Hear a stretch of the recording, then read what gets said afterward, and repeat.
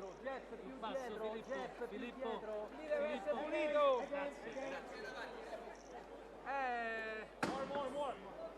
More.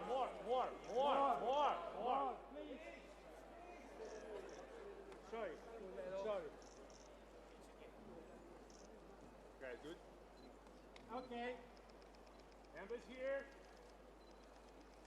Un po' più dietro, un po' più dietro. Sì, scusa.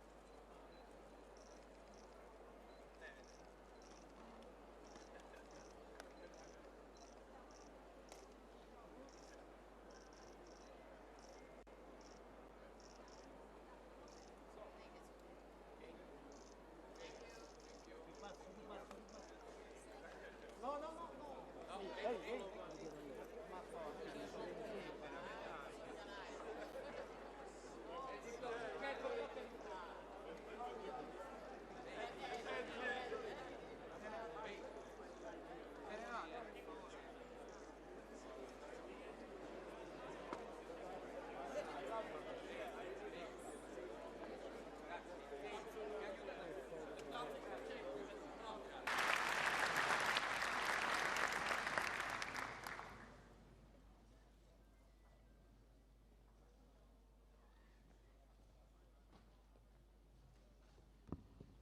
Good morning, everyone. Dear Prime Minister, dear Giorgia, dear President Zelenskyy, Mrs. Zelenskyy, dear friends, Prime Ministers, leaders coming from many, many countries, welcome to Rome, welcome to Italy. We are very proud today because this conference for us is very, very, very important. We want to host this event today and tomorrow because we believe in Ukraine.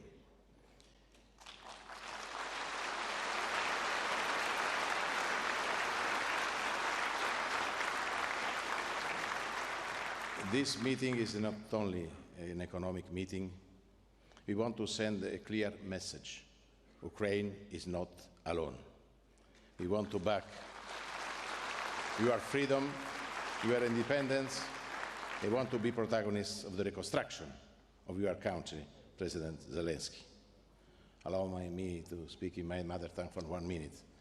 Noi abbiamo fortemente voluto, il Presidente del Consiglio innanzitutto ed io, che questa conferenza si svolgesse in Italia, nella nostra capitale, a dimostrazione della grande unità tra paesi liberi, tra imprese private, per far sì che all'Ucraina arrivasse un concreto sostegno per ricostruirla dopo l'ingiusto e vergognoso attacco che subisce ogni giorno. Anche questa notte ci sono stati attacchi non contro le forze armate ucraine, ma contro la popolazione civile e contro la città di Kyiv. Questo è veramente inaccettabile. Noi lavoriamo per la pace, vogliamo costruire la pace, vogliamo che il popolo ucraino non soffra più. Ecco perché abbiamo preparato questa conferenza con una serie di appuntamenti che hanno anticipato l'incontro di oggi. Li abbiamo svolti a Verona, li abbiamo svolti a Bruxelles. Abbiamo voluto chiamare a raccolta tante imprese e sono lieto che tantissime abbiano accettato. Oggi sono circa 500 le imprese italiane qui presenti, a dimostrazione che il settore privato, accanto alle istituzioni, è pronto a fare molto per l'Ucraina. Difendere l'Ucraina non è una questione che riguarda solo gli ucraini, è una questione che riguarda tutti quanti noi, riguarda la democrazia. Ecco perché è importante essere protagonisti della fase della ricostruzione, appena ci auguriamo il prima possibile sia conclusa questa incredibile guerra che è iniziata in violazione di tutte le regole del diritto internazionale. Vogliamo però che la ricostruzione avvenga anche a guerra in corso, perché il popolo ucraino non può essere privato di infrastrutture fondamentali come le reti elettriche o altre fondamentali infrastrutture per procedere nella vita quotidiana e affrontare, come ha affrontato con grande coraggio, il generale inverno. Grazie alla forza del popolo ucraino, la libertà in quel paese esiste ancora. Ecco, noi vogliamo insieme dare un chiaro messaggio di amicizia, un chiaro messaggio di sostegno. L'Italia è pronta a fare la sua parte. Io ringrazio tutti quanti coloro che hanno accettato di partecipare a questo evento. Abbiamo tantissimi capi di Stato, di Governo, il Presidente della Commissione europea, leader che vengono da tutto il mondo, istituzioni finanziarie, privati. Insieme potremo fare molto, investiremo molti miliardi. Io ringrazio anche la presenza degli Stati Uniti d'America. Quindi faremo tutto ciò che è nelle nostre possibilità per garantire la libertà del popolo ucraino. Never alone. Slavo Ucraine, dichiara aperta questa conferenza.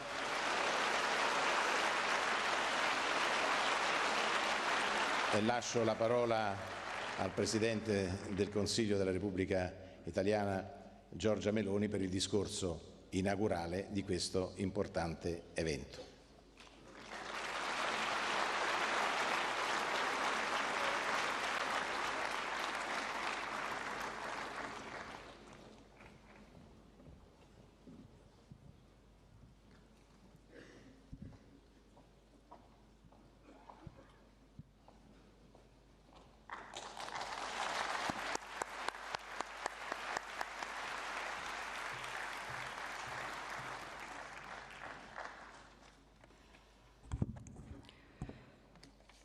Dear colleagues, thank you for being here. Dear President Zelenskyy, dear Olona, thank you for being here. It's an honor, it's a pleasure. Allow me, as the Minister of Foreign Affairs, Antonio Tajani already did, to speak this morning in my mother tongue, for we are in Rome. Buongiorno a tutti, grazie di essere qui. È per me un onore aprire i lavori della quarta edizione della Ukraine Recovery Conference, dare il mio benvenuto a Roma al presidente ucraino Volodymyr Zelenskyy, alla First Lady Olena, alla presidente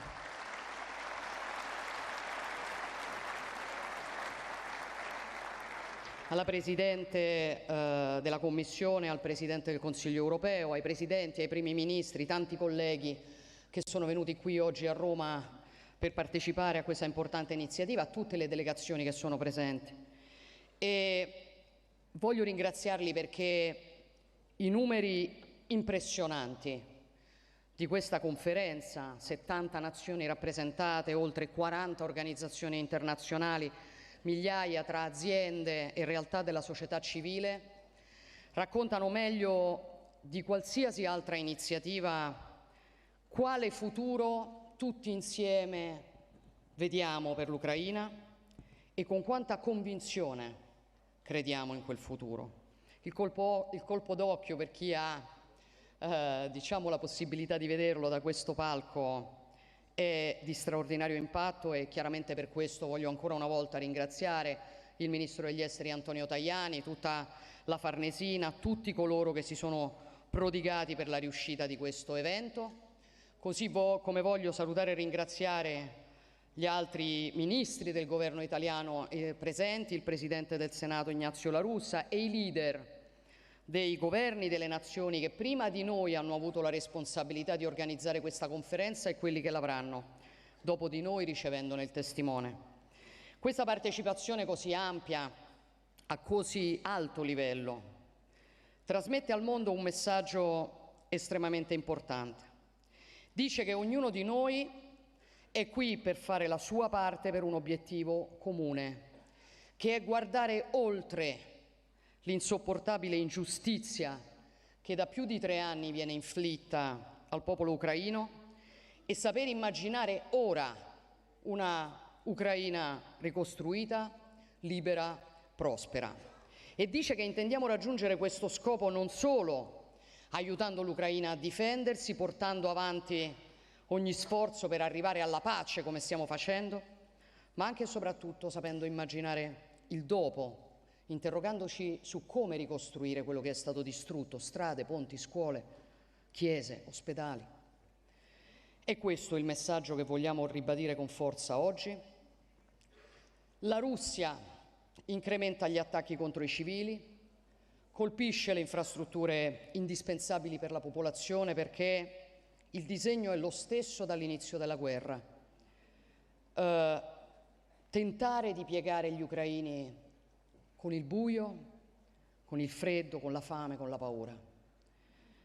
Questo piano, come altri, è fallito. È fallito in primo luogo perché tutti hanno imparato quanto gli ucraini siano molto più tenaci di ogni aspettativa, ed è fallito perché la comunità internazionale si è schierata contro questo scempio, assicurando l'assistenza urgente e necessaria per garantire la continuità dei servizi essenziali. Penso che dovremmo tenerne conto in futuro. Dovremo tenere conto di chi ha fatto tutto ciò che poteva per impedire questa barbarie e chi invece non l'ha fatto. Ed è per questo che, come è scritto anche nella dichiarazione dei ministri delle finanze del G7, noi vogliamo lavorare con l'Ucraina anche per non consentire che della ricostruzione possano beneficiare anche quelle entità che hanno contribuito a finanziare la macchina da guerra russa. Abbiamo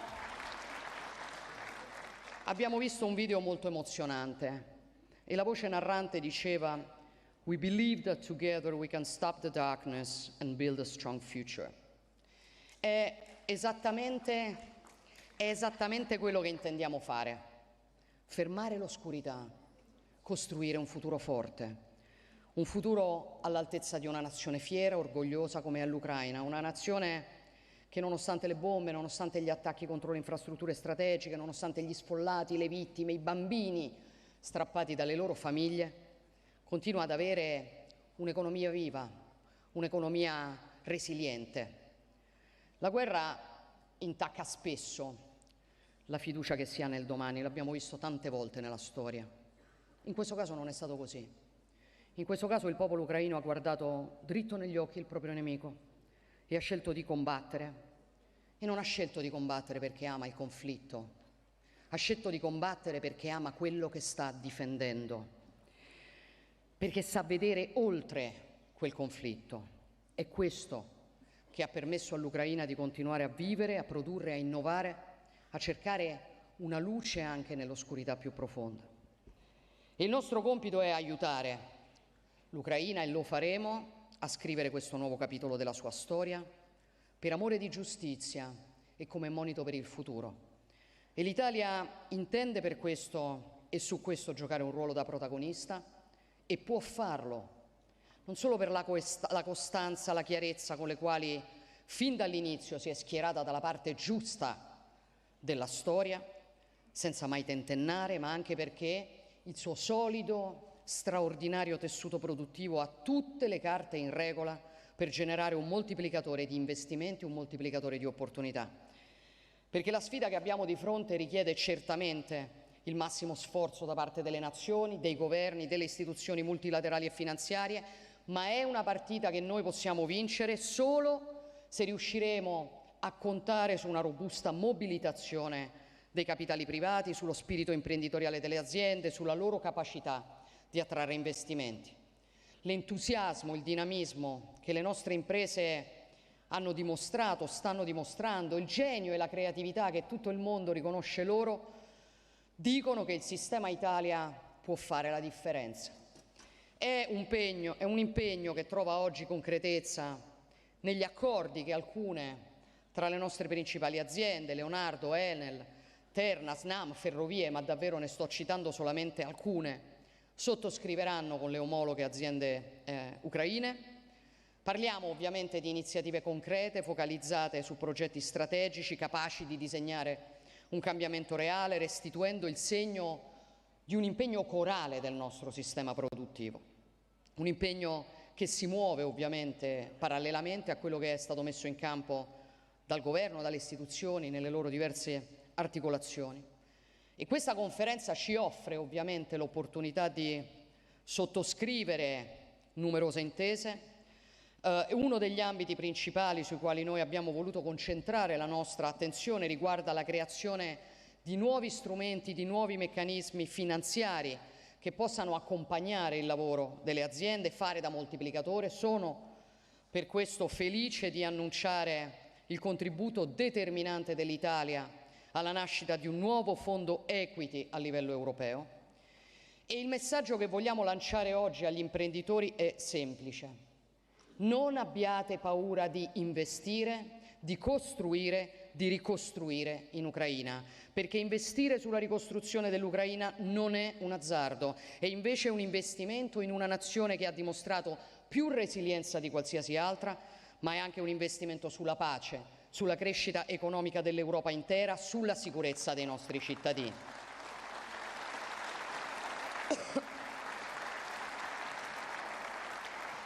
E sappiate che saremo al vostro fianco insieme alle istituzioni finanziarie, alle realtà come SACE, Simest, Cassa Depositi e Prestiti, che sostengono l'internazionalizzazione delle imprese, per mettervi nelle condizioni migliori per poter operare, non solo sul fronte delle assicurazioni, che sono necessarie per chi investe contro i rischi derivanti dal conflitto, ma anche per esplorare nuove opportunità in ambiti strategici, dall'agroindustria fino alla meccanica avanzata, all'industria chimica, ai trasporti.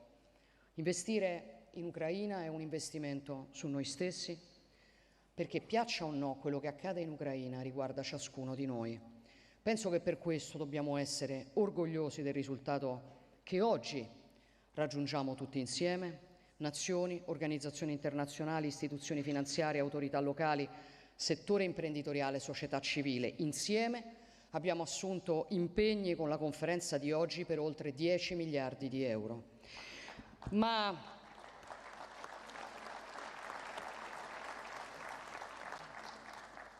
per ricostruire una nazione martoriata dalla guerra non bastano i soldi, gli ingegneri, gli architetti, gli operai. C'è bisogno di qualche cosa di più, e quel qualche cosa di più è il sentimento che il popolo ucraino più di tutti ha dimostrato di conoscere, che è l'amore di patria, l'amore per la libertà, la volontà di garantire ai propri figli un futuro di prosperità, di benessere. Senza l'amore di patria tutto quello che noi facciamo perde di senso. Non è un caso che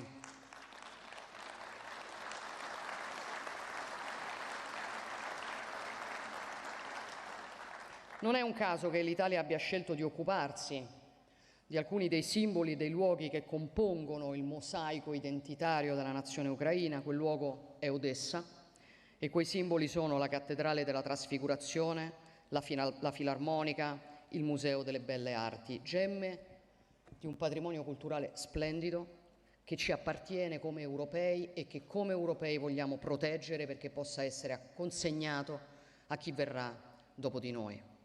Caro Volodymyr, cara Olena, cari colleghi, il cammino della ricostruzione non sarà un cammino facile, sarà certo un cammino pieno di insidie, ma è anche un cammino che porta con sé incredibili opportunità.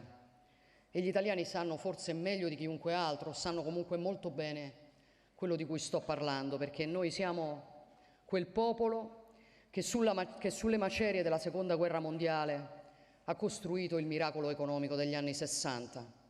Anche la nostra allora era una nazione distrutta che affrontava difficoltà enormi, eppure ce l'ha fatta, si è rialzata con determinazione, con orgoglio, con operosità, è diventata la potenza economica e industriale che oggi tutti conoscono.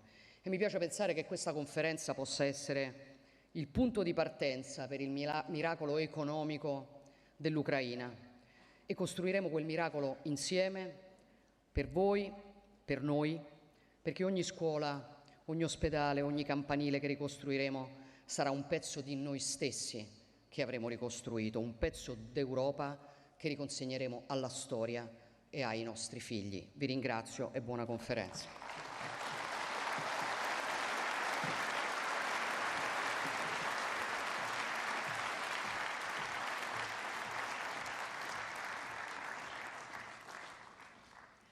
It is now our privilege to welcome His Excellency Volodymyr Zelenskyy, President of Ukraine.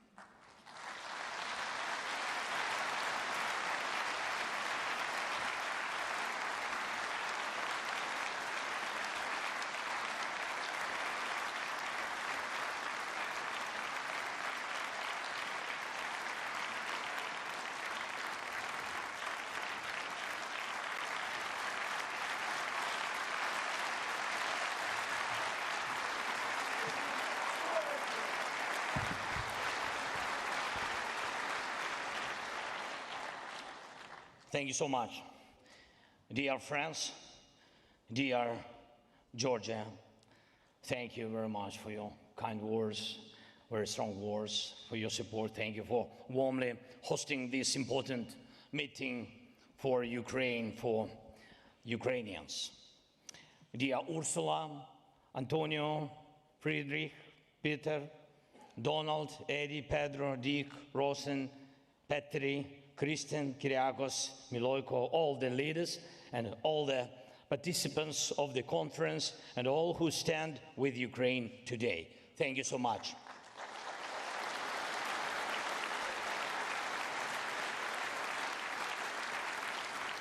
Thank you all for your attention to Ukraine, to the needs of our people, first of all, and to our shared responsibility to do everything necessary to protect life. Russia has also prepared for this meeting. Just last night they launched another massive attack on Ukraine, mainly targeting our capital, Kyiv. The attack involved Russian, Iranian Shahid drones. These drones have been heavily upgraded to cause more destruction and to be harder to shoot down. Ukrainians now face attacks by hundreds of these drones every single night. And this is pure terrorism. The night before last, they launched over 700 drones and missiles. Last night, nearly 400. And they tried to do this as often as possible. And this is exactly what Putin wants, for our people to suffer, to flee Ukraine, and for homes, schools, for life itself to be destroyed everywhere, not just near the front lines. Remember, just a year ago, many people thought Russia wanted real peace, real talks, and a ceasefire. Moscow was sending those signals, and it was all part of their propaganda, trying to say that Ukraine didn't want peace. But we said back then there must be pressure on Russia because it was not preparing for peace. And now everyone sees that Putin has rejected every peace proposal and is escalating the violence. Just last night, in Kyiv alone, sadly, 2 people were killed and 16 were injured. A medical lab was completely destroyed, residential buildings, a shopping center, a veterinary clinic, and basic city infrastructure were all damaged. And that was with many of the drones and missiles being shut down. Still, some made it through. And this is what we must focus on first. We must stop Russian drones and missiles. And this means more air defense supplies and more investments in interceptor drones, air defense systems, and of course missiles. And I urge all our partners, increase your investments. When Russia increases its attacks, we cannot have a shortage of funding for drone production. More than 30 countries and hundreds of companies are represented at the conference today. And we must reach a point where Ukraine's air defense and drone sector is supported by over 30 countries and backed by hundreds of companies, not only from Ukraine, but also from Europe, the United States, and beyond. Please speak to our team for details.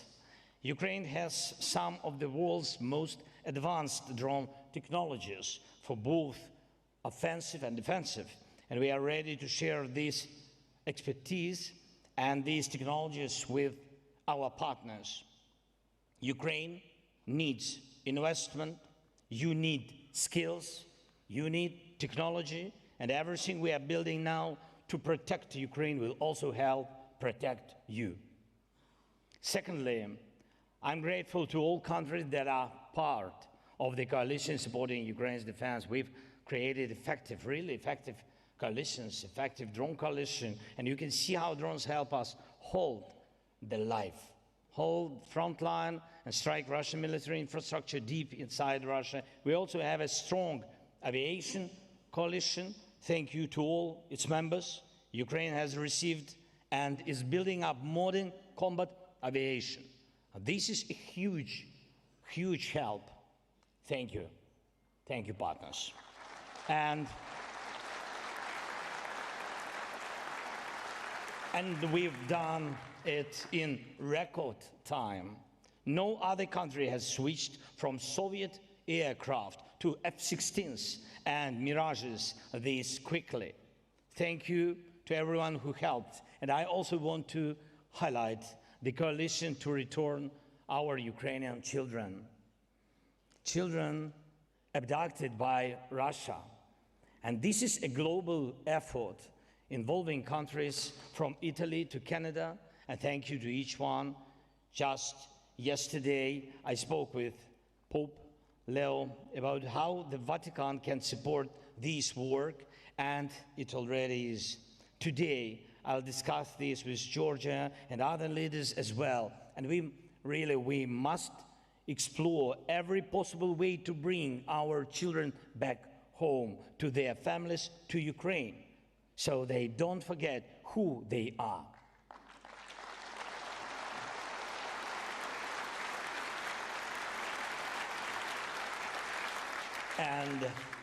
And where they come from, and so they are not used against Ukraine in war or sabotage when they grow up. This is very serious threat, and we must stand against it together. Just like these coalitions are working, we now need to build a coalition for recovery. Let this be the moment we start it. We know what Russia has destroyed, and we know what it will take to rebuild Ukraine, Ukrainian people, our lives. A systematic approach is needed, a coalition with clear leadership, countries and companies that can lead and bring others with them. And we also need a clear recovery plan.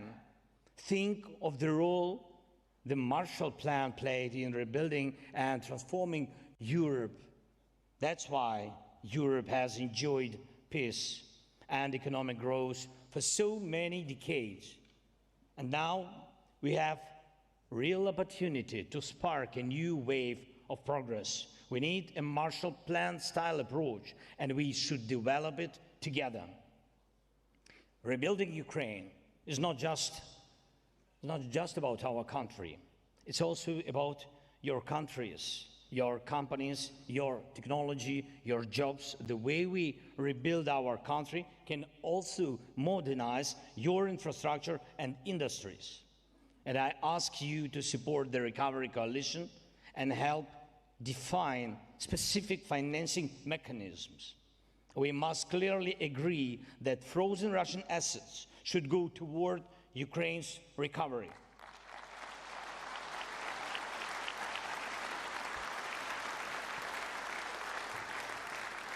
Not only the income from these assets, but the assets themselves must be used and much more actively than they are now to help save lives. And we also need a clear system for reconstruction, a special recovery fund, and financing at different levels for Ukraine's national budget and for local communities. And we are very, very open to working with any business that can support our strengths, production, logistics, and of course, rebuilding. And let me emphasize one more thing. In this joint recovery project, we will only welcome true partners, those who are not helping Russia continuing this war.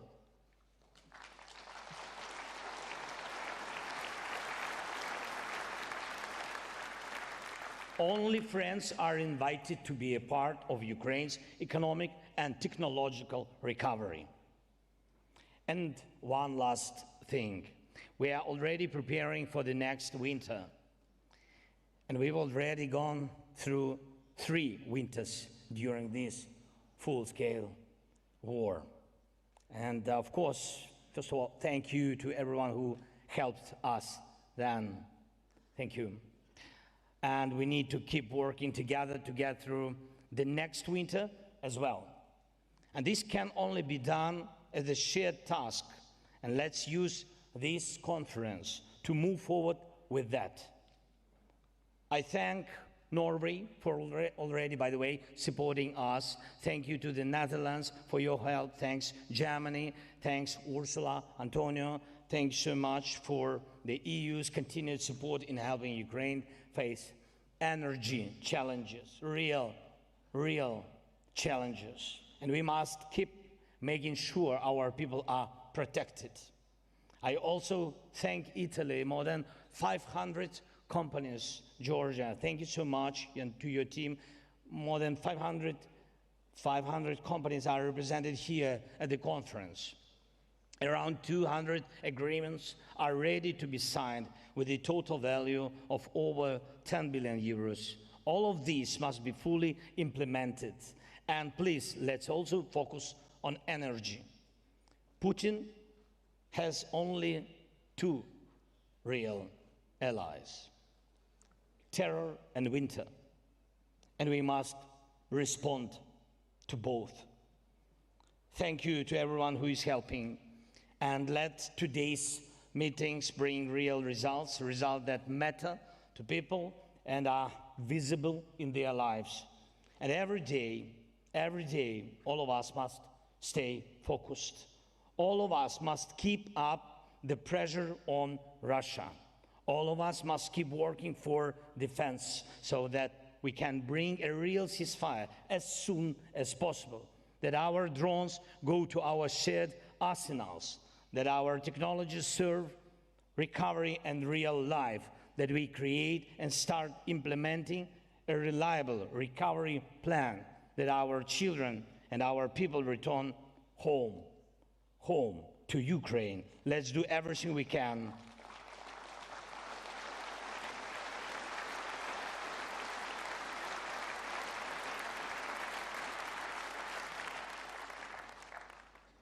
Let's do everything we can for real peace as soon as possible.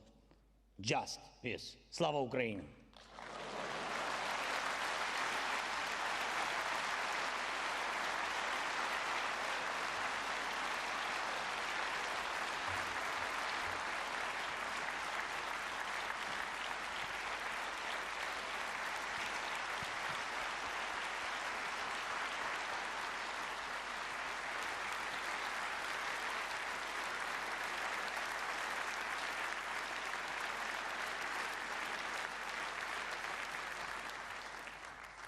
We now welcome Her Excellency Ursula von der Leyen, President of the European Commission.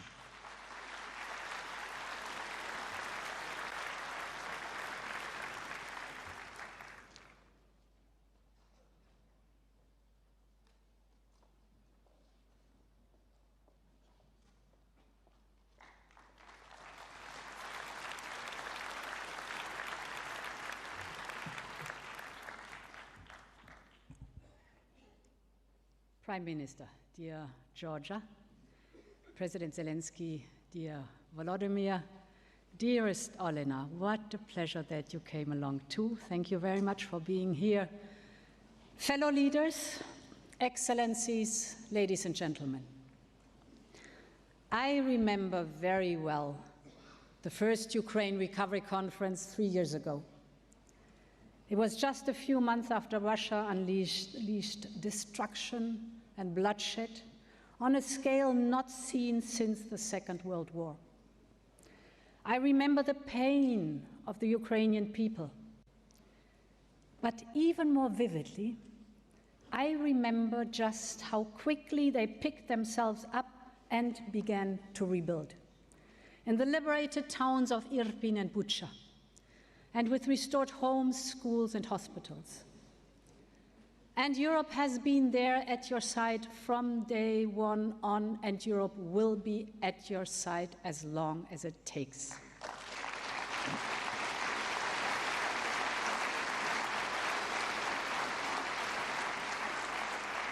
Today, we gather here in this eternal city to show our enduring commitment to Ukraine. Our resolve is unflinching, our support unwavering, because we will always be at Ukraine's side, and you can count on us. Now more than ever, Ukraine can count on Europe. Our solidarity continues on all fronts, militarily, financially, and politically. And let me start with the military side.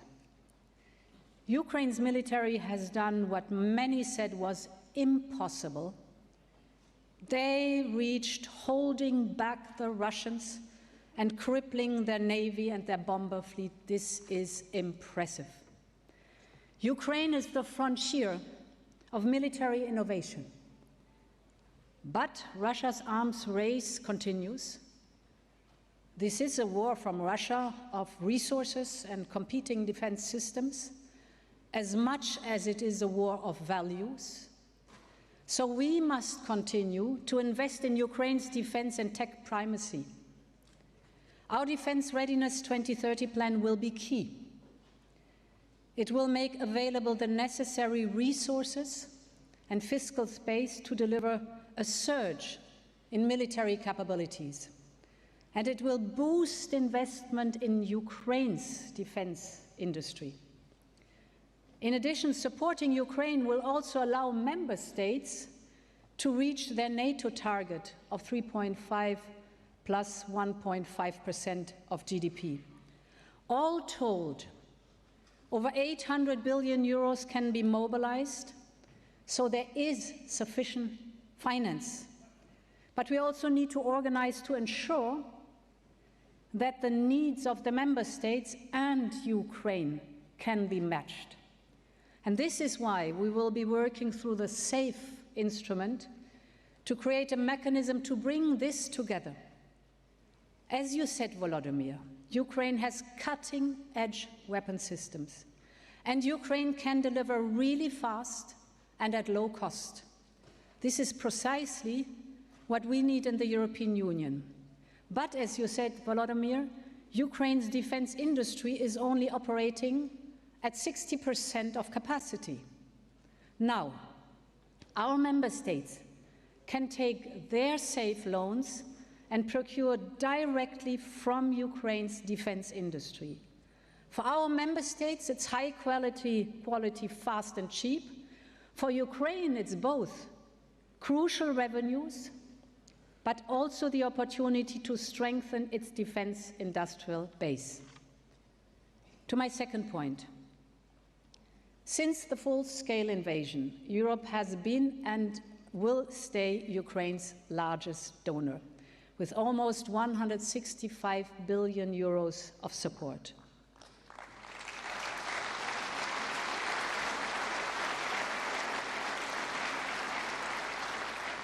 And this year alone, we will cover 84% of external financing needed. As part of this support, I can announce €1 billion payment in macro-financial support, dear Volodymyr.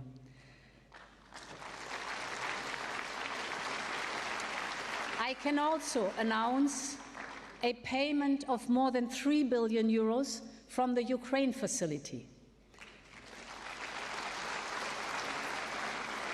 And this guarantees and grants that we are signing here today, you said it, Giorgia, and you said it, Volodymyr, it's outstanding. They are set to unlock €10 billion in investment for growth, recovery, and reconstruction of Ukraine.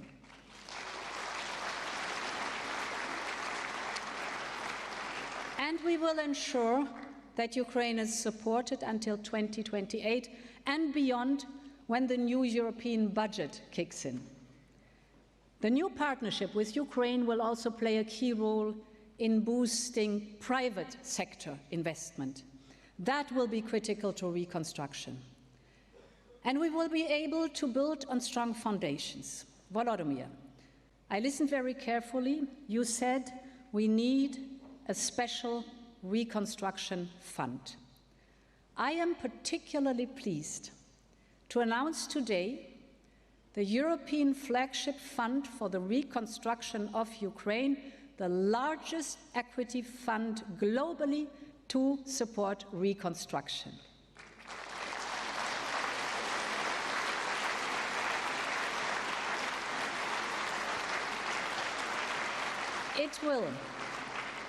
It will, together with the private sector, kickstart investment in energy, transport, critical raw materials, dual-use industries. We are literally taking a stake in Ukraine's future by leveraging public money to bring large-scale private sector's investments and help the rebuild of the country. And I'm particularly pleased, and I think from the bottom of my heart, that we are building this together with Italy, Germany, France, Poland, and the European Investment Bank. Thank you so much for your commitment.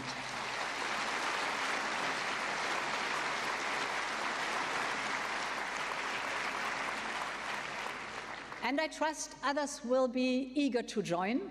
The people of Ukraine are ready to drive their country's economy into the future. The time to invest is now. Finally, on political support.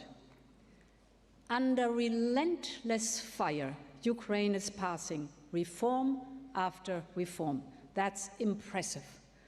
Ukraine stands ready to proceed with the next step on the accession path. Ukraine is delivering on its reforms. Now we must too, because the accession process is based on merits, and Ukraine merits moving forward. The Commission is very clear. Ukraine is ready to open Cluster 1, the fundamentals cluster.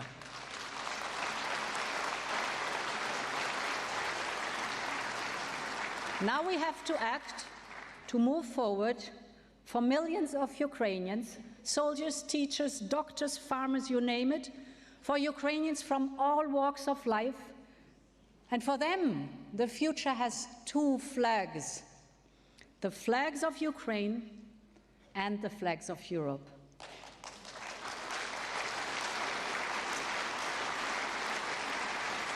This recovery conference is all about bringing Ukraine and its future to Europe. And Ukraine's future is in Europe. Let's make it happen together. Slava Ukraini, long live Europe.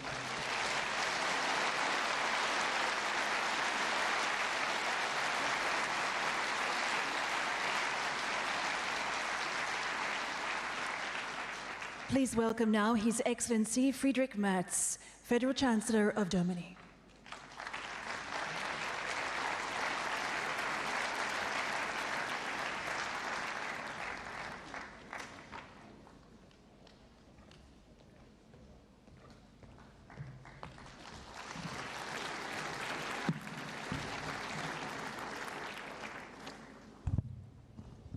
Dear Prime Minister, dear Giorgia, dear Volodymyr, dear Elena, Excellencies, colleagues, friends, ladies and gentlemen, friends of Ukraine. History knows many different examples of post-war reconstruction. One of the most successful was the recovery of Western Europe, and particularly of my country, Germany, after World War II. People still remember the so-called Wirtschaftswunder, the miracle of our economy. I don't mean to draw any misleading historical comparisons, but some of the recipes that were applied back then can still serve us when we focus at Ukraine's recovery today. The first one is, to rebuild a war-torn economy, it takes strong partners and international support. And Ukraine has strong international partners, all of us gathered here today.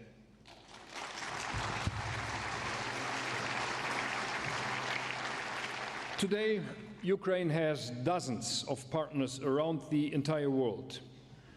The European Union, the G7, the IMF, and of course, all of us that have come together today for the Ukraine Recovery Conference in Rome. Since last year's conference in Berlin, we have made some remarkable progress. 200,000 micro, small, and medium-sized enterprises have been supported through the SME Alliance. 275,000 Ukrainians have received training as reconstruction professionals since the establishment of the Skills Alliance. 400 new partnerships with Ukrainian municipalities have been established, which is extremely important because reconstruction takes place at local level. In more than 80 companies, donor governments and civil society organizations have joined forces to empower women in their role in reconstruction. Now, Germany is the largest donor to the Ukraine Energy Support Fund and will continue to support the stabilization and reconstruction of Ukraine's energy system.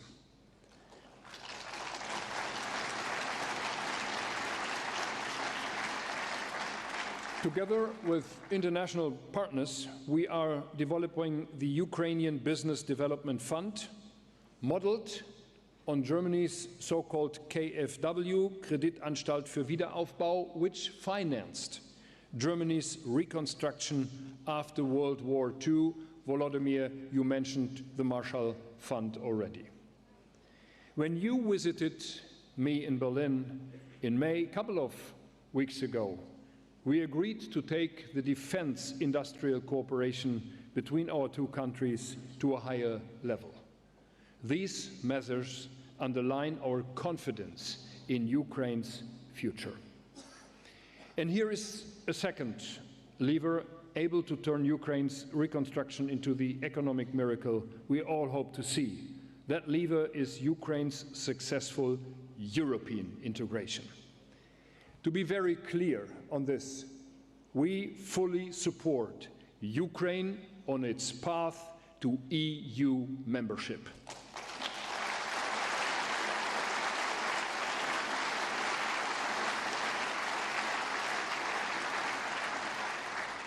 This includes, and you know that, Volodymyr, reforms like strengthening the rule of law or fighting corruption.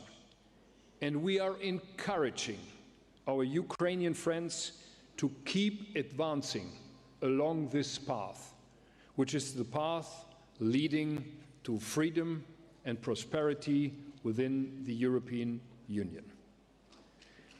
Let me, ladies and gentlemen, dear friends, mention a third quintessential lever for economic recovery. Economic growth requires freedom for the private sector to flourish. This is particularly important in the case of Ukraine because the enormous cost of reconstruction cannot be financed through public funds alone. This is why you, Volodymyr, and I, when we met in Berlin a few weeks ago, met German companies which are active in Ukraine. What I can report back from that meeting is the enormous interest of private businesses in participating in Ukraine's reconstruction. With the Business Advisory Council initiated last year in Berlin, we have an excellent tool to engaging the private sector in the reconstruction efforts. And I'd like to thank Christian Bruch, CEO of Siemens Energy, for his commitment to the Council's establishment, and I look forward to its work under the new leadership of Barbara Cimino doing this work in this Council. Many thanks for your commitment. Now today I'm pleased that, and that was already mentioned by you, Ursula, we can announce the launch of the European Flagship Fund for the reconstruction of Ukraine, together with the European Union, together with the EU Commission, the European Investment Bank, with Italy, Poland and France. And I myself and the German government, we fully support its goal to mobilize large volumes of private investment for the reconstruction of Ukraine. Ladies and gentlemen, of course, the ultimate prerequisite for Ukraine's lasting recovery is simply peace. Ukraine is committed to achieving a just peace. But while Ukraine has agreed to an immediate ceasefire without any preconditions, Russia keeps sending daily proof that it wants to continue or even intensify its brutal war of aggression. Thousands of drones and missiles destroying civilian infrastructure, killing and terrorizing Ukrainian men, women and children. This has to end. It therefore remains our political duty to increase pressure on Russia in order to change President Putin's calculus and bring him to the negotiating table. And may I be frank from this place as well. We are preparing package number 18 within the European Union of sanctions against Russia. There is only one member state missing to agree on that. I urgently ask Slovakia and its Prime Minister to give up the resistance and to make the way free for package number 18 within the European Union.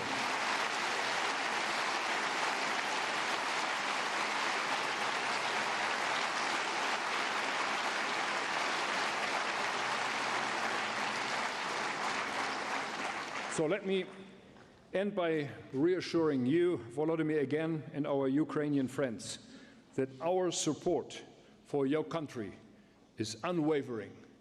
Thanks to the Italian government and to you, Giorgia, for hosting this important conference. Thanks to all of you for standing with Ukraine. In finalizing, I have two messages. The one goes to Moscow and to President Putin. The message is quite simple. We will not give up.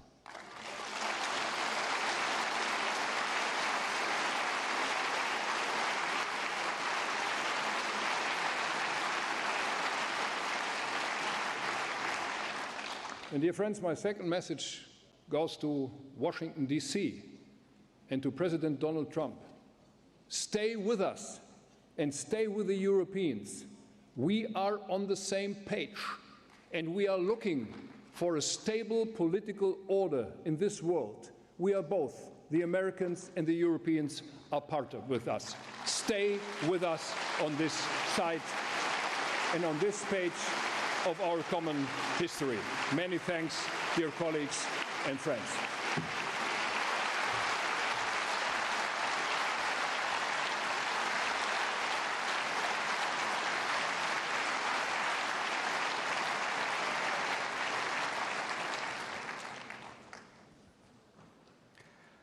We are pleased to invite His Excellency Donald Tusk, Prime Minister of Poland.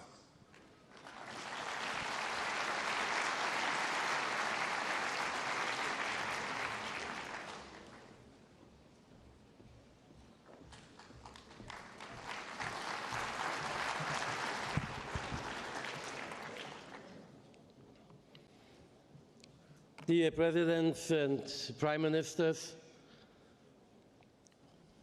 dear Giorgia, dear Volodymyr and Elena, dear friends of Ukraine,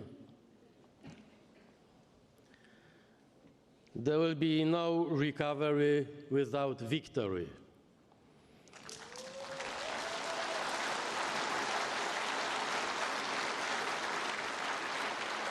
We are meeting here today to discuss how to help Ukraine not only to survive, but to win and to rise again.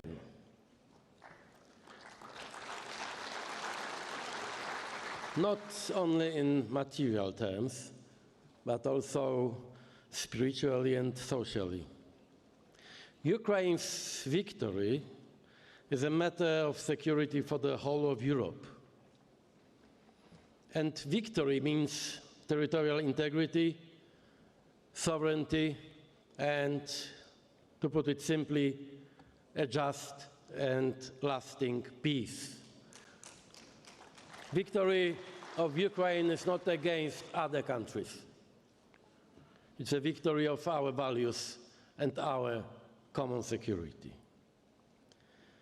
Recovery is more than just about rebuilding walls. It means returning to normal life. Recovery is a set of parallel processes: physical reconstruction, European integration, and modernization, all of them taking place together and at the same time.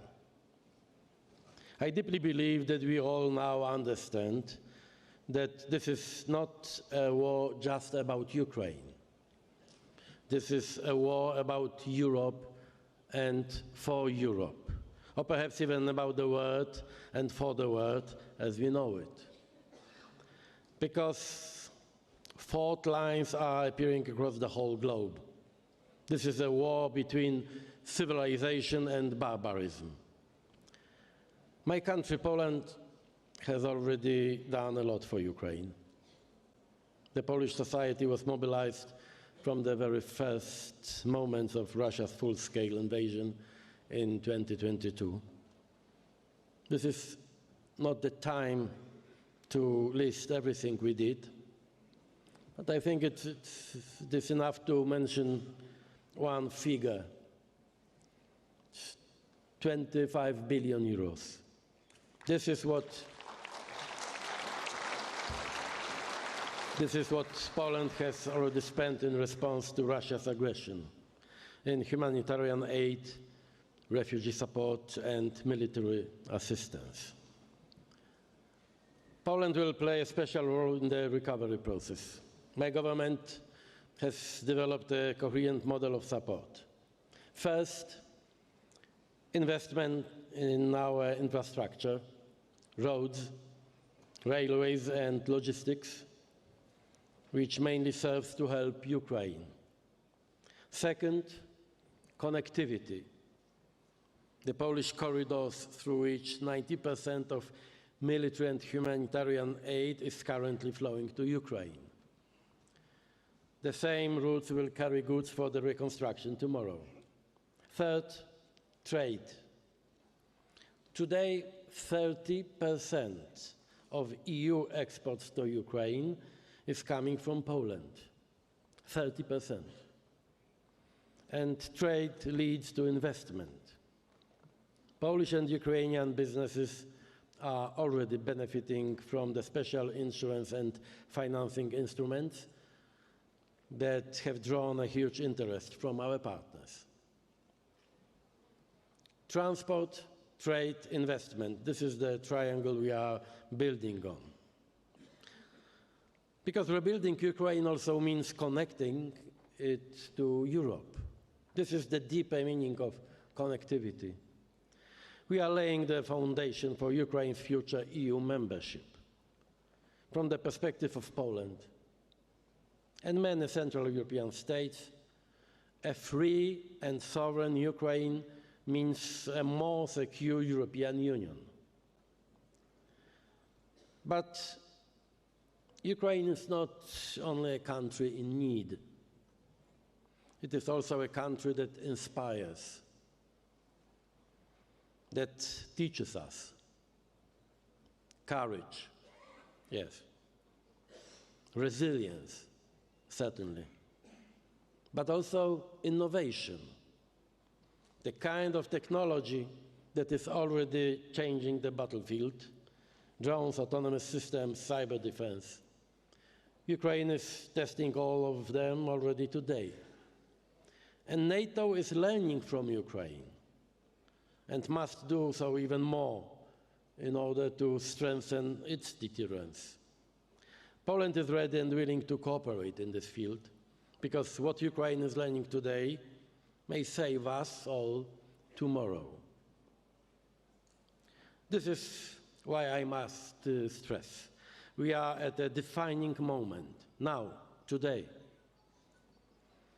What we are doing now will determine where we stand 1 year from now.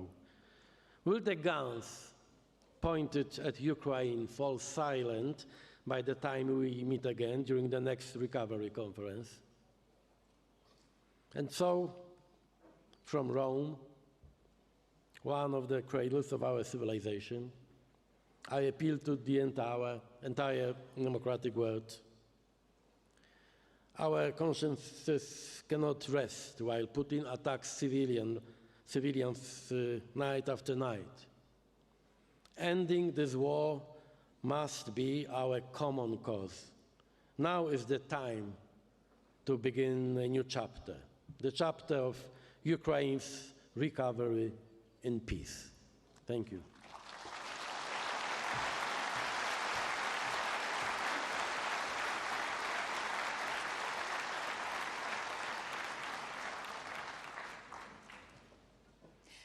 We are now honored to hear a special address by Her Excellency Olena Zelenska, First Lady of Ukraine.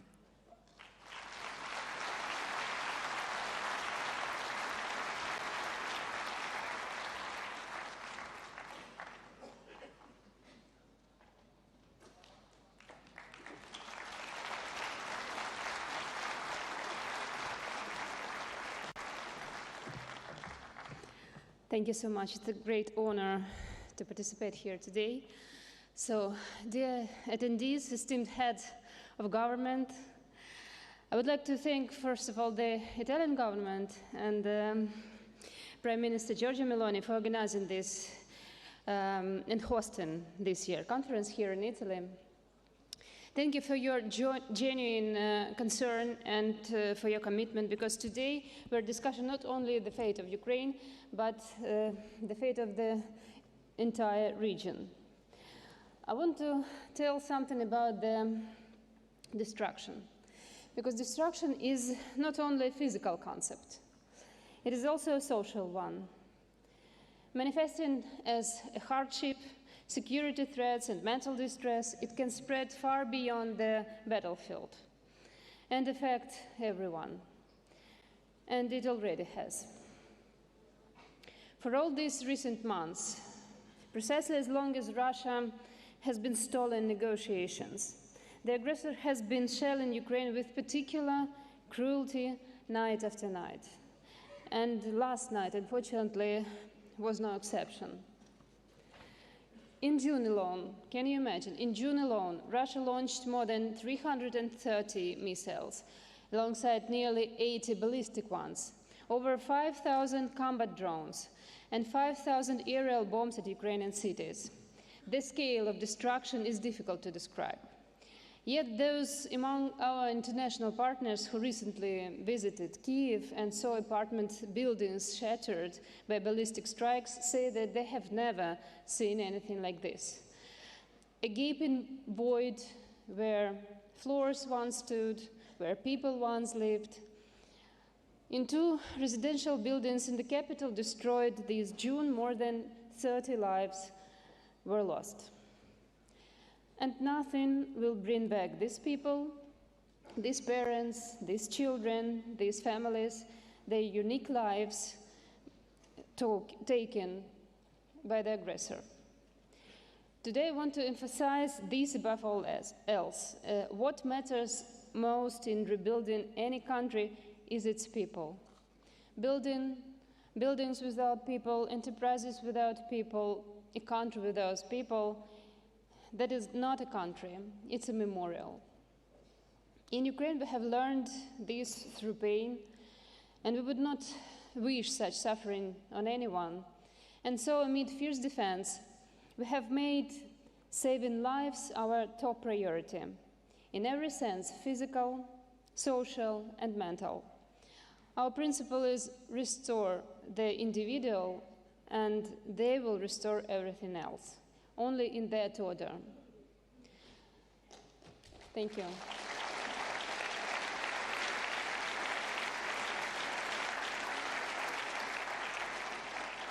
Today, our experts will share the details of how this principle is being implemented across the recovery agenda. Allow me to briefly highlight a few areas in which I am personally involved. Mental health recovery. When a building is destroyed, what remains is not only rubble and graves. There are also hundreds of people living grief. Relatives, friends, and many, many more living in anxiety and fear, knowing they could be next. According to the latest sociological studies, more than 80% of Ukrainians are living in a chronic state of stress and emotional strain. We have many internet memes about this, sad ones, of course. The kind where after yet another shelling, people write in work chats, survived, so I'm going to go to work today. Our economy continues to function thanks to millions of people who go to work after spending their nights in basements.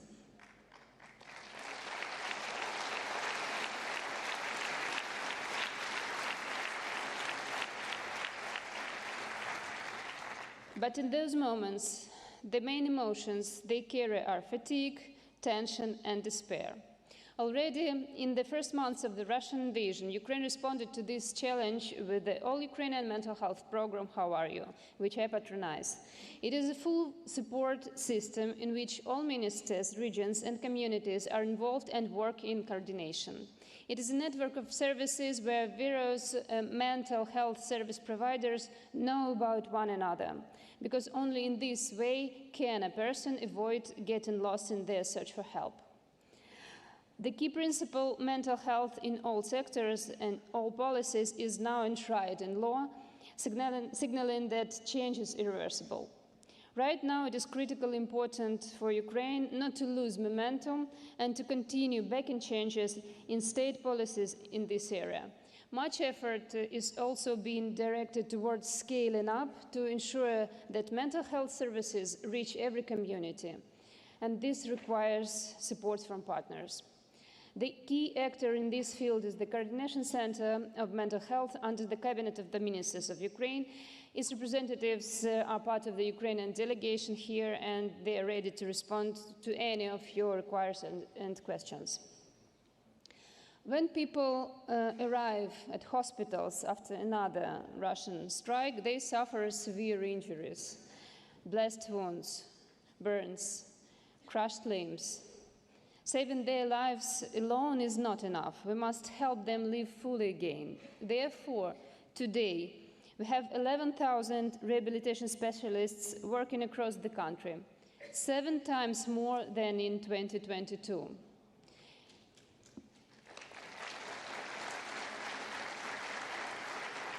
In just the last year and a half, they have helped 600,000 Ukrainians. This is also the result of state policy.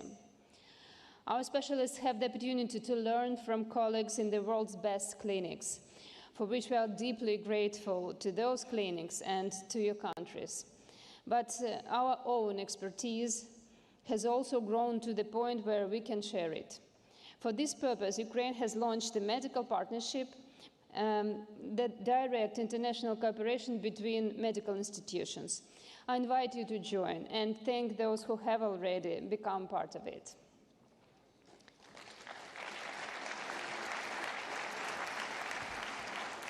Education. You may have seen the headlines. Ukraine now has fully functioning underground schools. It's true. We have already built 15 underground schools out of 200 planned. Russia deliberately targets our educational institutions, having already destroyed 394 facilities and damaged over 3,500. I want to especially thank every international partner who helps us provide education to children and welcome the International Alliance supporting the transformation of early childhood education in Ukraine, First Steps Forward, which will be established on the sidelines of the URC today. In the early months of our defense, when Ukraine made the important decision to preserve education for our children, we also made another crucial choice: to continue the school nutrition reform. We are probably the only country implementing such a reform during wartime. But precisely in times like this, a quality school lunch becomes more than just a meal. It is also an expression of care, a form of social protection, and a support for entire family. I have the honor of patronizing this project, a project about more than just food, about dignity and opportunities. The reform team has already modernized over 1,000 school kitchens, and more than 6,000 school cooks have been trained to prepare meals according to updated health standards.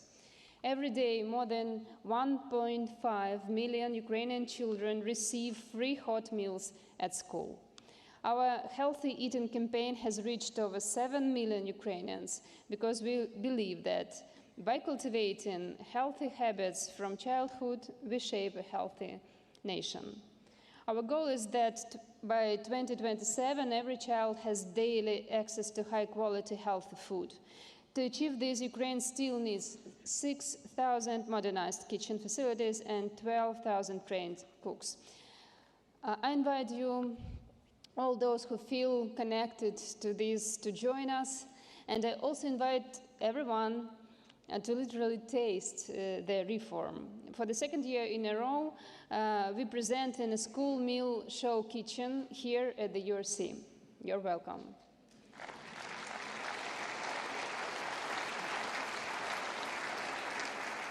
Barrier-free Ukraine is another humanitarian reform that Ukraine is carrying out under fire.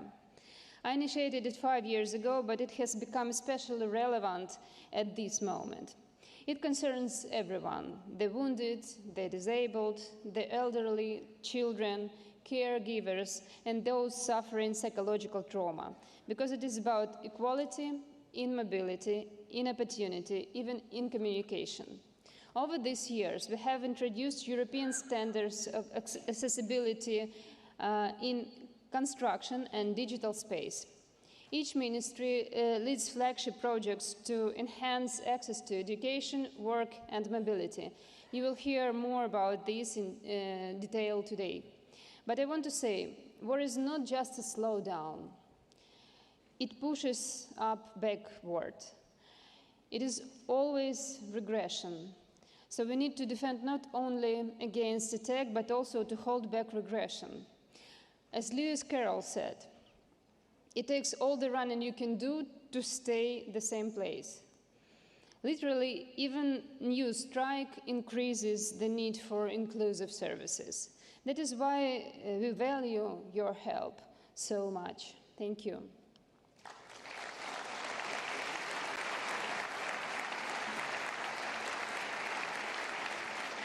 Our special expectations today is the signing of Ukraine's associated memberships in the ESF+. The gender panel at the, access to this EU structural fund will allow us to create new initiatives for education and employment and to update labor legislation. Now, with your support, we are taking a step toward a social Europe where people, their rights, security, and well-being are at the center. Gender equality. This panel will address the issue of women as their rights and needs present a distinct challenge. Today in Ukraine, 2/3 of women with young children cannot return to work due to the current state of childcare infrastructure. At the same time, women are entering fields once dominated by men in manufacturing, logistics, and the military. Most of our social workers and entrepreneurs are women. They represent a powerful, active force that needs the right conditions to thrive. The gender panel at the URC will showcase real examples of how women, including veterans, entrepreneurs, and local leaders, are already leading recovery efforts. It is crucial that the Alliance of Countries and Organizations for Gender-Responsive and Inclusive Recovery continues to support them and helps make their efforts visible, influential, and effective.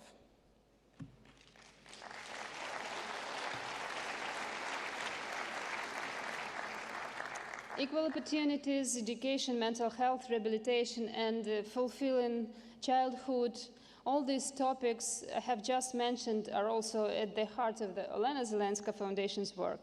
This is another way to help Ukraine recover on a human level by supporting real people, and in our case, especially children. I'll be glad to meet with you at our stand here and share more details. Italian politician Alcide De Gasperi, who once stood against fascism, said that the future is built by the hands of those who are free from hesitation.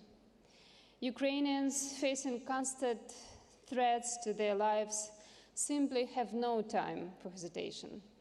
We set aside all hesitation until peaceful times. And now we act.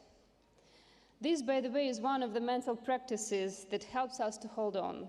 We must act, even when scared, even when it's dangerous, seeing other people, their needs, and helping them.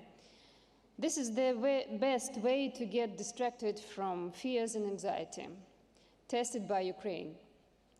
So I ask you, in all your important and valuable projects, to put people first, those who will work with it, use it, and live with it. Just as our computer browser asks us to verify that we are not robots, we must ask ourselves, is what we do humane? I'm confident that if everyone follows the rule, people first, the world will become a better place for each of us, no matter which country we live in. Thank you.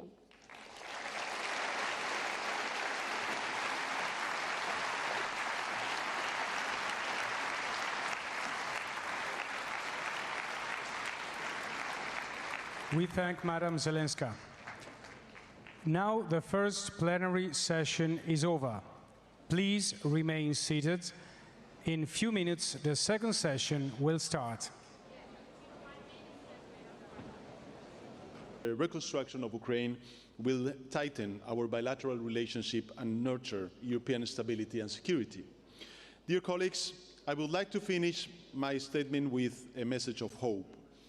As in the recent UN conference in Seville, this meeting in Rome, the city of the European treaties and the Rome Statute, shows that multilateralism is not just relevant, it is indispensable.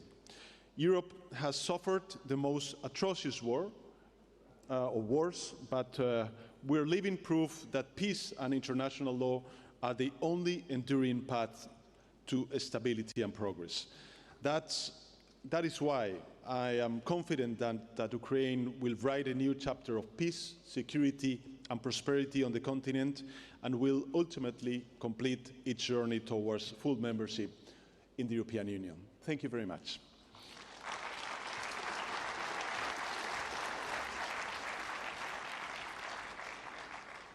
We proceed with the message from His Excellency Denis Shmyhal, Prime Minister of Ukraine, joining us remotely.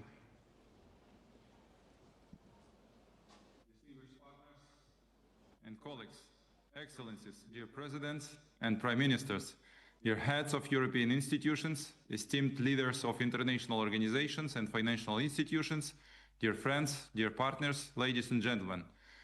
We have had another very difficult night today. Russians' ballistic missiles and drones killed and injured civilians, but we stand. We stand because of our defenders and because of your unwavering support. Thank you for this. Today, we gathered for the 4th Ukraine Recovery Conference, and our shared goal is to rebuild and modernize Ukraine, overcome the consequences of a devastating war, and secure prosperity for our country, for Europe, and for the entire free world. I thank all of you who have stood with Ukraine and the Ukrainian people in solidarity, side by side, through every stage of this struggle. My sincere appreciation goes to our generous host, our Italian friends, Prime Minister Giorgia Meloni and Foreign Minister Antonio Tajani. Thank you. Thank you, President of the European Commission, Ursula von der Leyen, for your solidarity. And thank you for your strong announcement in support of Ukraine. Grateful to President of European Parliament, Roberta Metsola, and President of European Council, Antonio Costa, for your continued support. We value the unwavering commitment of every EU member country. From the first hours of Russia's full-scale invasion, we have felt your leadership in defending the values of freedom and democracy. We are especially thankful to the United States, our strategic partner, the US President and the US Congress for bipartisan support. Together we have overcome many challenges. Together we will continue on the path to a just peace and successful recovery. Our gratitude goes to the leaders and people of the G7 countries. Your comprehensive support and every single initiative have made Ukraine stronger. To all our partners, our neighbors and nations from across the globe, thank you for standing with Ukraine during these difficult years. Despite the geographic distance, we are united in defending our common future. Special thanks to the international financial institutions. Thanks to your support, Ukraine has maintained financial stability and has the resources to defend itself and meet critical needs. We also recognize Ukrainian and international businesses for believing in our people, paying taxes, investing and working for our shared future. And of course, I thank the Ukrainian team, which works around the clock with our partners, quickly, effectively, and with unwavering commitment, for victory, for recovery, for growth. We all believe in the success of this ambitious reconstruction, the largest of its kind in Europe since the end of World War II. Dear partners, dear friends, this conference is a clear testament to our unwavering unity, and I'm confident that this unity will remain. It must also translate into further joint actions, including continued and growing pressure on Russia to cut off the aggressor from the resources and means to wage this war. Sanctions imposed on the Russian Federation are working, but not yet enough. They must be further strengthened, especially against the energy and banking sector, the shadow fleet, and through the introduction of secondary sanctions, we continue to insist on the full confiscation of frozen Russian state assets. These resources must be used for Ukraine's recovery. It will be fair and it will be effective. Russia must pay for its crimes. It will pay in hard currency and in individual accountability before a special tribunal for the crime of aggression against Ukraine. Dear friends, I am confident this gathering will be another important step toward Ukraine's successful recovery, toward global security, and toward the prosperity of the people of Europe and beyond. We are united in defense, we are united in recovery, we share common values, common goals, and a common great future. Thank you for your attention. Slava Ukraini!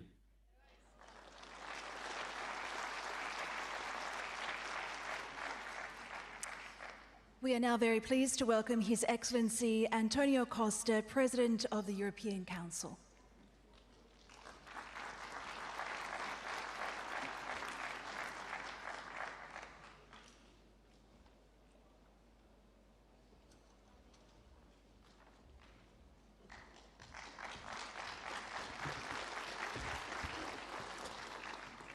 Heads of states and governments, Excellencies, Caro Antonio, dear friends, thank you for organizing this conference and for placing Ukraine's recovery and reconstruction at the heart of the international agenda.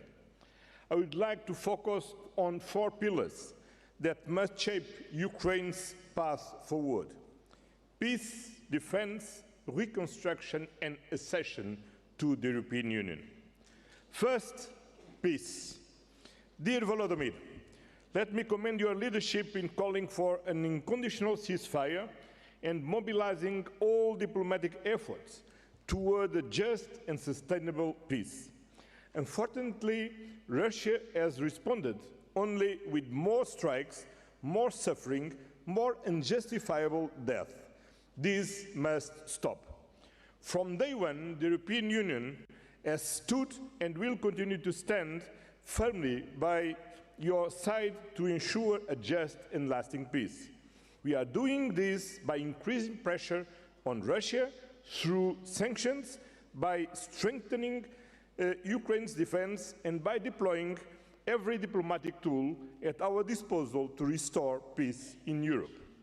Second, defense. Supporting Ukraine's defense is not only about military strength, it's about sovereignty and the foundation of economic recovery. Ukraine's defense sector is helping to stimulate local production, create jobs, and drive innovation, strengthening the country's economy and increasing resilience. As Ukraine rebuilds, integrating these technological advances will bolster national development and help embed Ukraine and broader European industrial and defense value chains. This is a meaningful contribution to building the Europe of defense, a path shared by all member states. As President of the European Council, I will continue to encourage member states to increase investments in Ukraine's defense sector, including through the SAFE program, which offers concrete instruments for this effort. Third, reconstruction. Ukraine's reconstruction will require a massive sustained effort from the international community, one that matches the scale of destruction and the urgency of the moment. As Ursula already announced, Ukraine can count with the European Union. But it must also be rooted in justice. Russia must be held accountable for the devastation it has caused. The aggressor must bear responsibility for rebuilding what is sought to destroy. Reconstruction is not only about buildings, it is about people and starts at local level. Local communities, municipalities, mayors, civil society, and the media are essential actors in this process.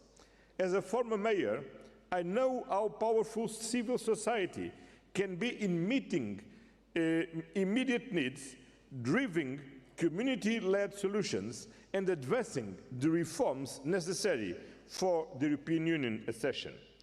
The European Union, including our cities, regions, and citizens, stands with you, and we will continue working with the Ukrainian people for a resilient, democratic, and peaceful future.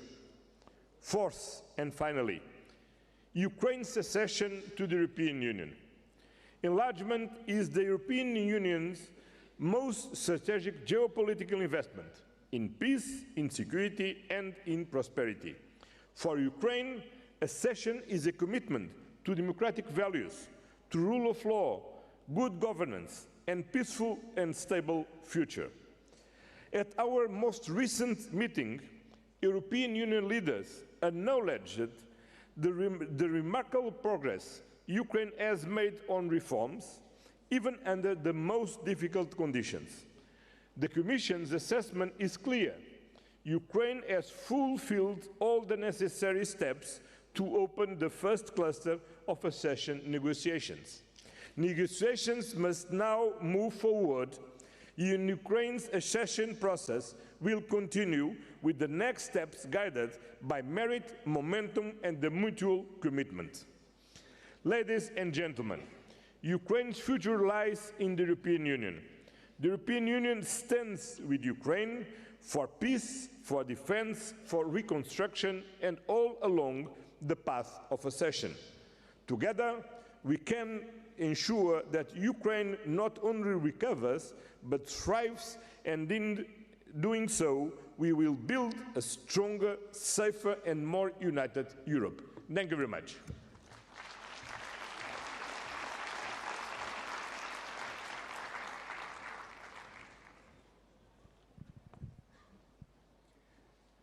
We now invite Her Excellency Maia Sandu, President of the Republic of Moldova.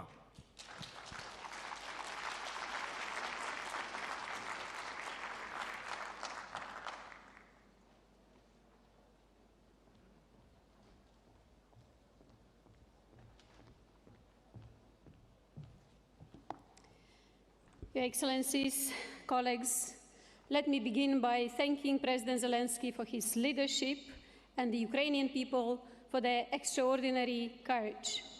Moldova understands clearly your resistance protects not only Ukraine, but Moldova as well.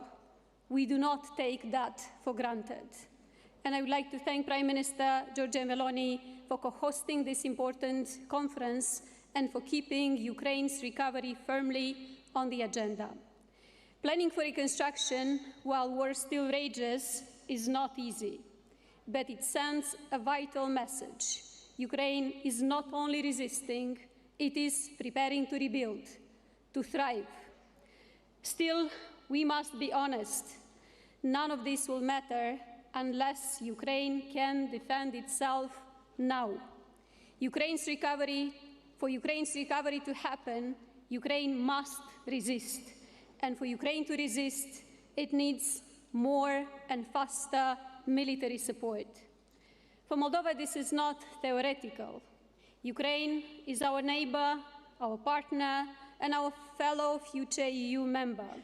We share a long border, 1,200 kilometers. We share infrastructure, and we share a future. When the invasion began, Moldova stepped up. We hosted refugees, now 4% of our population. We sent humanitarian aid, trained Ukrainian deminers, supported solidarity lanes, and advocated for justice for war crimes. But most importantly, we understand that our security is shared.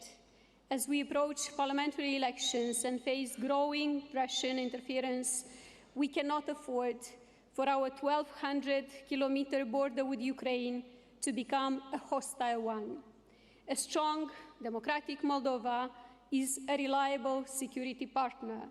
Our stability reinforces Ukraine's, just as Ukraine's resilience strengthens ours.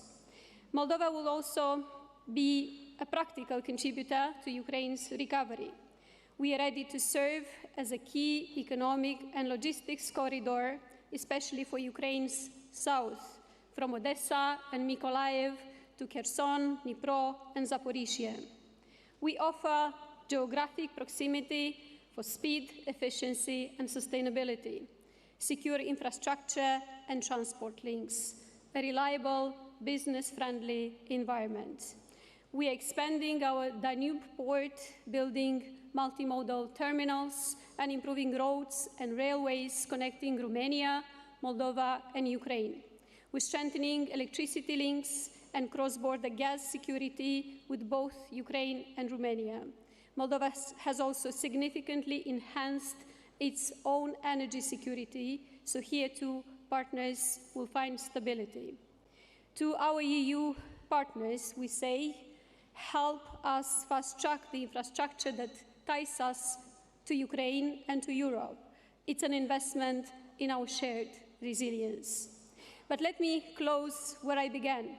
Ukraine's ability to rebuild depends first on its ability to defend itself. That means bold, immediate, and sustained support, military, economic, and political. Ukraine has shown the courage to fight and the vision to rebuild. Moldova stands with you consistently and unconditionally. Thank you.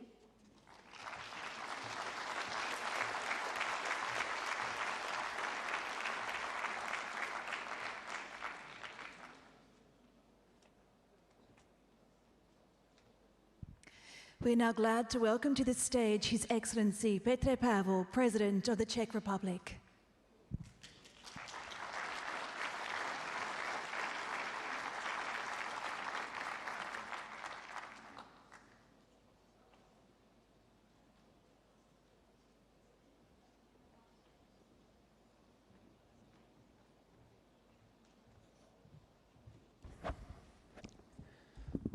Dear colleagues, ladies and gentlemen, it is an honor to speak to you today, representing Czechia and recognizing our shared responsibility in responding to Russia's aggressive war against Ukraine. When we speak of Ukraine today, we rightly speak of courage and admirable resilience in defense against ongoing Russian aggression. Despite hopes earlier this year that the war might move forward a resolution, the scale and intensity of the fighting have only grown over time, with an increasing number of drone and missile attacks striking cities, critical infrastructure, and civilian targets. Last night was just another evidence of Russian barbarism. Even as the war rages on, and there is definitely no time to slow down our support to Ukraine, another challenge requires our full attention, no less strategic than defense and just as politically decisive. And that challenge is reconstruction of Ukraine.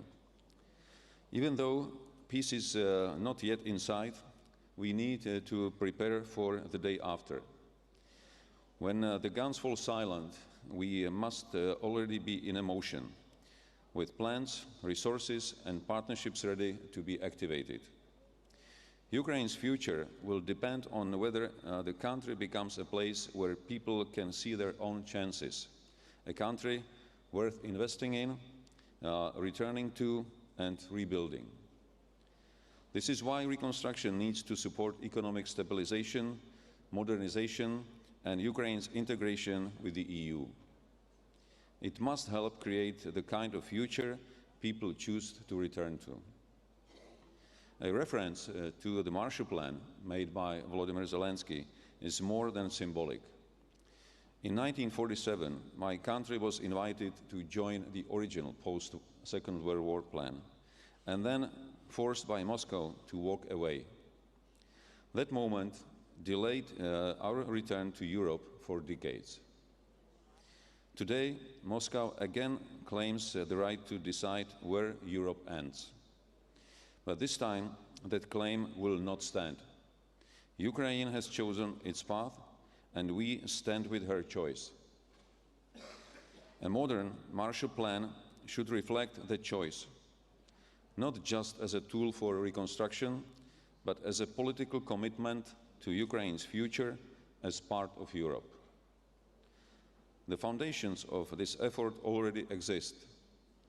The Ukraine Plan, the EU's EU-Ukraine facility, the impressive work of the Ukrainian government, the European Commission, and the international partners. But these are only the building blocks. What we need now is a broader, more ambitious framework, one that brings together public leadership, private capital, institutional reforms, and strategic vision. Let me outline the main pillars of such a strategy, not as an exhaustive list, but as a political architecture built on key areas we believe are essential. First, we need a broader political coalition, one that brings together the EU and its member states with democratic partners such as the United States, UK, Canada, Japan, and others. Reconstruction on this scale must be built on shared responsibility and strategic alignment. Second, it is necessary to move from fragmented coordination to real governance, with a decision-making center capable of setting priorities, managing resources, and ensuring delivery and oversight. This also means deploying a single digital platform to make all projects visible, traceable, and transparent for citizens, investors, and partners alike. Third, reconstruction must be driven by private investment. There is sufficient capital in global markets to finance Ukraine's recovery. The challenge is to unlock it. This requires strong, well-targeted incentives, concessional finances, guarantees, risk insurance, and regulatory stability, all embedded in a broader framework with ESG standards and reliable public funding. Public resources will play a catalyst role in this effort. We should consider mobilizing joint EU instruments, such as, for example, common borrowing and the use of frozen Russian sovereign assets to support the recovery efforts.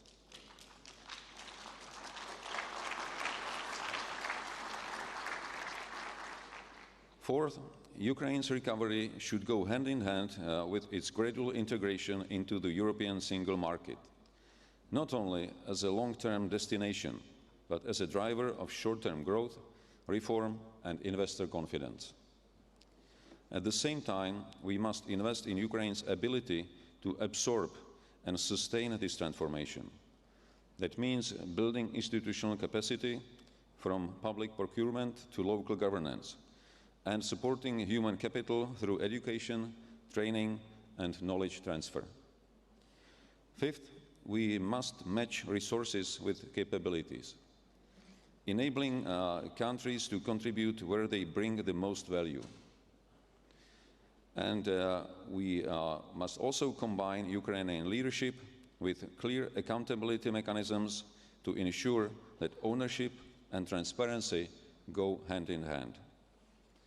Finally, it is essential to commit ourselves politically and financially to support the regions that have suffered most. Because the hardest hit regions are not just scenes of destructions. They must also become centers of recovery. Let me now speak briefly about Czechia's role in our collective effort. We are not just advocating for a Marshall Plan. We are already acting, supporting recovery during the war and on the ground. Our work is focused particularly on the Dnipropetrovsk and Kharkiv regions, where we have helped restore access to clean water, strengthen decentralized energy systems, and maintain vital public services under war conditions. Just a few weeks ago, we signed a landmark trilateral partnership with Taiwan. This project will bring safe drinking water to over 380,000 people in Dnipropetrovsk Oblast. It also delivers a number of cogeneration units providing electricity and heating. This model is exactly how like-minded democracies can work together where help is most needed.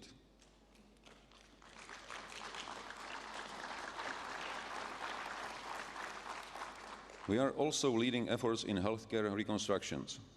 Through the EU's Ukraine facility, 2 Czech programs have been selected under the investment pillar, one to modernize 6 hospitals across Ukraine, and another one to support investment in critical infrastructure with a particular focus on the energy sector. Since the war began, Czechia has welcomed hundreds of thousands of Ukrainians into our society. Over 53,000 children have been integrated into our elementary schools. We have trained bilingual assistants, psychologists, and teachers to help make this transition work. Over 7,000 Ukrainian students are now enrolled in Czech universities. We are working with Ukrainian partners to develop joint academic programs in key areas such as cybersecurity, energy, environment, and public finances. We also offer targeted support for teacher training and trauma care, drawing on Czech experience in mental health and post-crisis recovery. These efforts are not temporary. They are part of a lasting investment in the skills and confidence Ukraine will need to recover. To end with, I wish to reiterate that the Central Europeans know what it means to miss an opportunity, to be denied a place in the reconstruction of our own continent. This is why it is so important to make sure that Ukraine does not suffer the same fate. Ukraine's recovery is not just about rebuilding the country. It is a strategic investment in Europe's future, in our stability, and in the credibility of what we stand for. Much has already begun, but the scale of the task demands that we stay focused, stay ambitious, and move forward together. Thank you.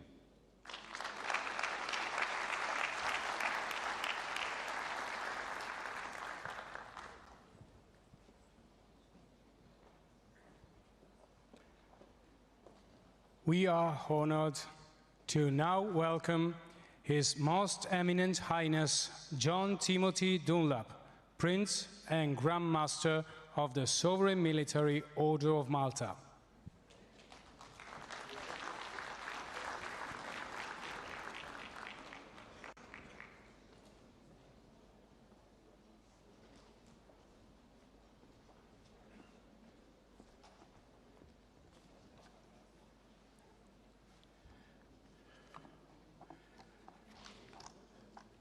Your Excellencies, ladies and gentlemen, I'm honored to address on behalf of the Sovereign Order of Malta this most distinguished audience.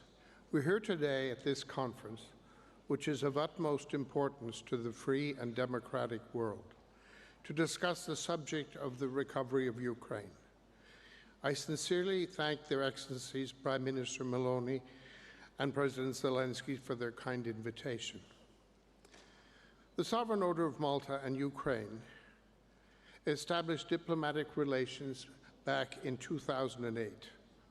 Well before this, however, in 1990, months before Ukraine's declaration of independence in August 1991, the Order founded its National Relief Corps to serve the needs of the Ukrainian people.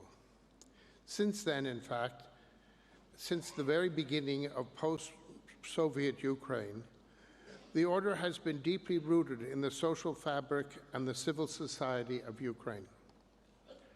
Our Relief Corps is composed of Ukrainian citizens. Time and time again, these courageous men and women overcome huge challenges and take on extremely high risks to bring relief to a suffering people. This has been especially true in the last 3 years, as the world has witnessed an escalation of the war, and with it, seemingly endless human tragedies. Soon after the outbreak of the conflict, the Order of Malta facilitated the creation of humanitarian corridors.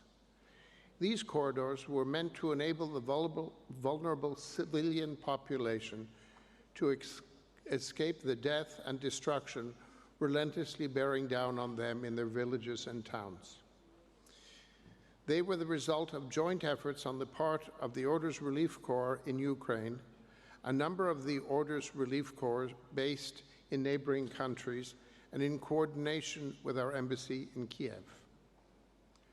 With the support of Malteser International, the Order has also been focused on the treatment of people who suffer from severe mental illness and psychological distress as a consequence of wartime. Make no mistake, it is women, children, the disabled, and the elderly, the most vulnerable, who suffer the most from war-related violence. Although often overlooked, this war is taking a tremendous psychological toll on the Ukrainian population. Apart from coping with physical loss of homes, the obliteration of entire towns, and the complete disruption of normal daily living patterns, the psychological trauma caused by these tragedies is frequently underestimated. Through Malteser International and the Order's other resources, we are doing our best to address this issue. We all know that the Ukrainian population is suffering immensely. We all know the consequences for Ukrainian civilians and non-military infrastructure, housing, and hospitals when they are targeted for destruction. We all know the damage that has been done and that continues to be done to people who are deliberately targeted and terrorized. And we all know that for many years to come, Ukrainians will live not only with physical disabilities, but also with deep psychological scars that will not heal easily or quickly. As I said, the dramatic traumas of war on the most vulnerable segments of the population will unfortunately have long-lasting effects. We should be prepared to make this treatment for these traumas a priority for this foreseeable future, hopefully in the context of the reconstruction of Ukraine. It is clear to us that in any given situation, there is an unbreakable link between what we are able to do on the ground and the preservation and respect for international law. Without the protective umbrella of international law, which particularly, especially the principles of rules that govern international humanitarian law, our crisis and relief work would be dangerously exposed to opponents. As such, let me make the position of the Order of Malta absolutely clear in this regard. We appealed to the provisions of international humanitarian law and declare that the deliberate targeting of civilians and relief operators, as well as the planned destruction of social services and infrastructure, are totally unacceptable. No effort should be spared to reaffirm the imperatives of international humanitarian law and the principles protecting human lives and dignity in all circumstances. In light of the above, the Order of Malta firmly believes that the conflict in Ukraine should end as soon as possible, and that the war and devastation should give way to diplomacy and negotiation. I commend the organizers for having included the human dimension in this fundamental component of this conference, and one of the cornerstones of recovery and reconstruction of Ukraine. With respect to the human dimension of the war, we believe that there are several critical areas that should be of the highest priority.